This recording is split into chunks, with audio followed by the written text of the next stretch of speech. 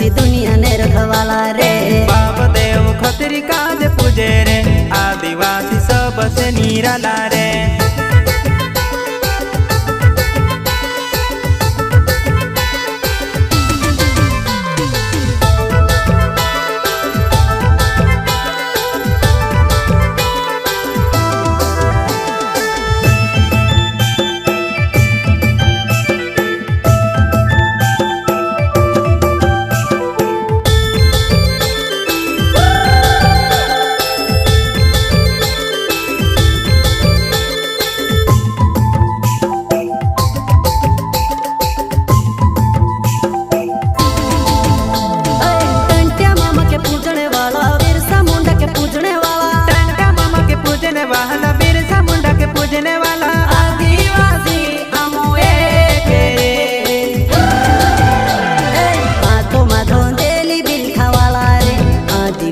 जंगल रखवाला रे।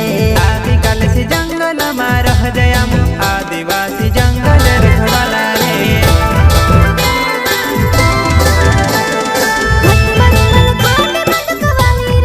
आदिवासी चोरी में मटवाली रे।